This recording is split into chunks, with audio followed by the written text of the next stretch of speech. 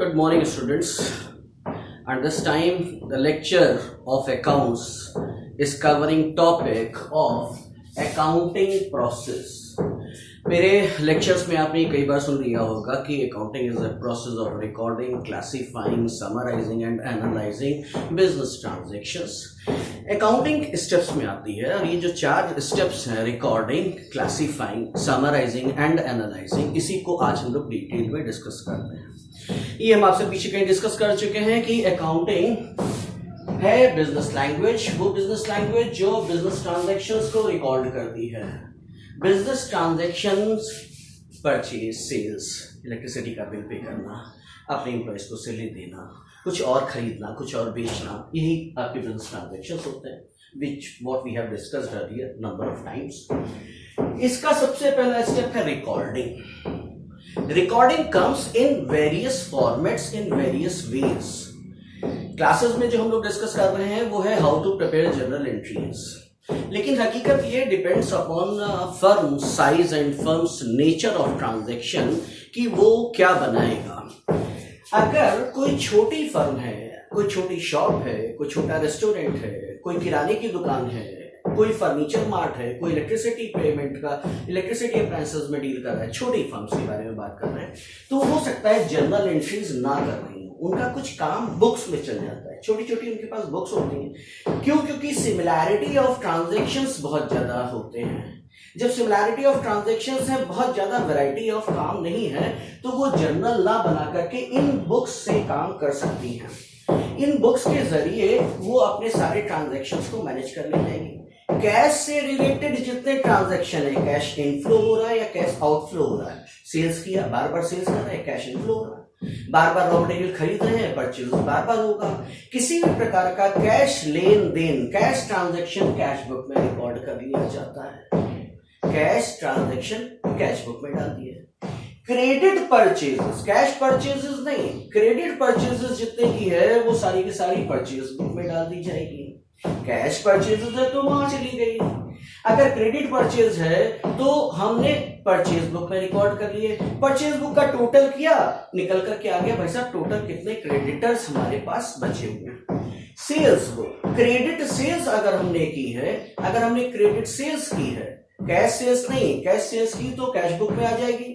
Credit sales की तो हमने सेल्स बुक में लिखते रहे सारी पार्टीज को जिनको हमने उधार माल की बेचा है, टोटल किया तो सारे डेटर्स निकल करके आ गए. Debtors who will pay in return, क्यों उधार ले गए हमसे तो पैसे वापस करेंगे. परचेज रिटर्न कर रहे हैं, अगर हमने परचेज किया, क्रेडिट परचेज किया, अगर हम परचेज रिटर्न कर रहे हैं तो जितना रिटर्न किया वो परचेज रिटर्न बुक में आ गया. सेल्स रिटर्न आ रहा है तो सेल्स रिटर्न बुक में हमने उसको कॉपी करना शुरू कर दिया. सेल्स रिटर्न बुक में वो सारा का सारा कॉपी होता जा रहा है, राइट. इसी तरीके से बिल्स पेबल बुक में आ जाएंगे, बिल्स रिसीवेबल्स में आ जाएंगे. अगर हम नोटिस करें तो 1 2 3 4 5 6 7 ये जो बुक्स हैं ये सारे ट्रांजैक्शंस को कवर कर लेते हैं किसी भी छोटी फर्म के लिए. इनको ज्यादा अलग से नहीं लिखना पड़ता. अगर कोई स्पेशल ट्रांजैक्शन आ भी जाता है जो इन बुक्स में कवर नहीं हो रहा है, वो कहां नोट कर लिया जाएगा, वो जनरल एंट्री के रूप में जनरल प्रॉपर में आ जाएगा. लेकिन मेरे बच्चों ये याद रखिएगा ये सिर्फ छोटी फर्म्स के ही हो पाएगा. अगर हम बड़ी कॉर्पोरेट बॉडीज के बारे में बात कर रहे हैं, मल्टीनेशनल कंपनीज के बारे में बात कर रहे हैं, then you have to take into account what is general. ये रिकॉर्डिंग का प्रोसेस है. अभी हम लोग क्लासेस में जो सीख रहे हैं वो जनरल एंट्रीज का प्रोसेस शुरू होने वाला है. अब नेक्स्ट जब हम रिकॉर्डिंग कर लेंगे तो हम क्लासीफाइंग करेंगे. क्लासीफाइंग में सिमिलर टाइप ऑफ नेचर, जब जनरल एंट्री होती है तो लेजर बनता है, अदरवाइज ये सारी की सारी बुक्स में लेजर बनाने की जरूरत नहीं पड़ती है. जर्नल बनाया है तो हमें क्लासिफिकेशन करना पड़ेगा, दैट इज हम लेजर एंट्री करेंगे. जब ये लेजर एंट्री कर देते हैं तो सारे के सारे बैलेंसेस हमें सारी चीज के मिल जाते हैं, टोटल्स मिल जाते हैं, टोटल एक्सपेंसेस मिल जाते हैं, टोटल इनकम्स मिल जाती हैं. जब ये टोटल इनकम मिल जाती है तो हम इसे समराइज करना शुरू कर देते हैं. समराइज करने का मतलब है ट्रायल बैलेंस, हर एक चीज के टोटल एक्सपेंसेस, टोटल इनकम्स अलग अलग हेड में. ट्रेडिंग अकाउंट से हम निकालते हैं gross profit, profit and loss account से निकालते हैं हम लोग नेट प्रॉफिट. बैलेंस शीट से हमें सारे के सारे पता चल जाते हैं हमारे पास फर्म में उस समय कितने एसेट्स और कितनी लायबिलिटीज हैं, राइट.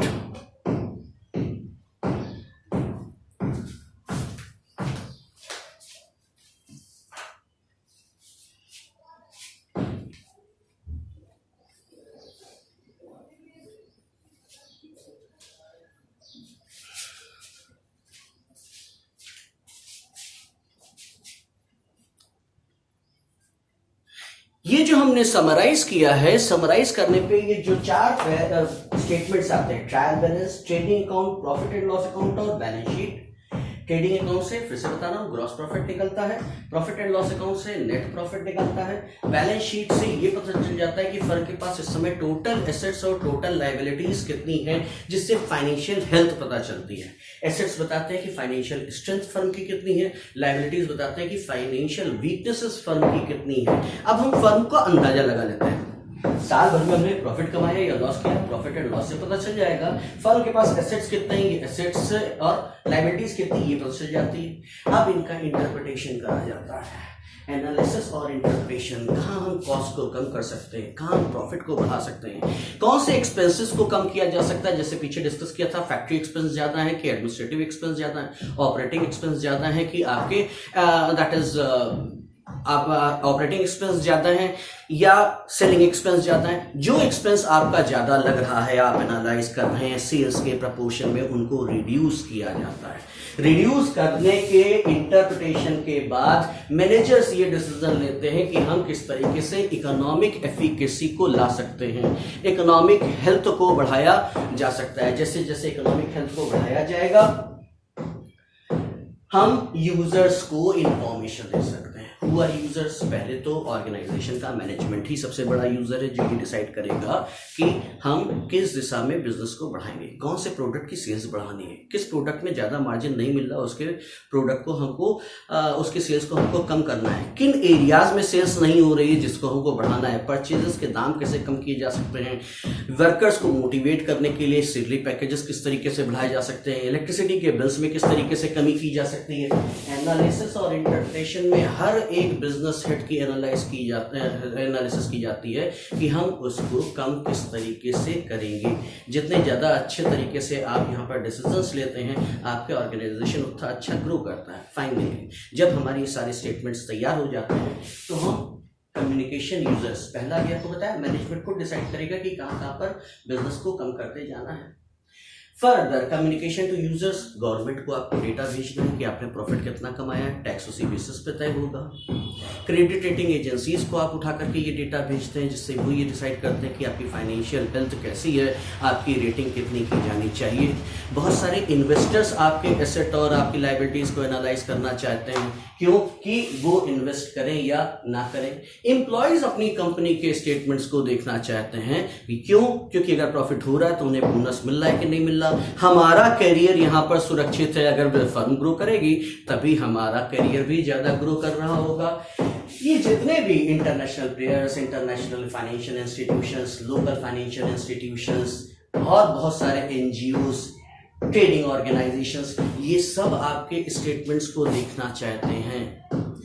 मोस्ट इंपॉर्टेंट चीज, अकाउंटिंग प्रोसेस के नियम तय हैं। हर एक ऑर्गेनाइजेशन एंट्री करने के एक ही तरीके के प्रोसेस को फॉलो कर रहा होगा। Language has to be common and that is why we always say that accounting is a business language. It has its own terminology, it has its own rules and regulations and every accountant has to follow the same concepts and conventions. इसके लिए अलग से video lecture आपके लिए upload करेंगे, what are accounting concepts and conventions.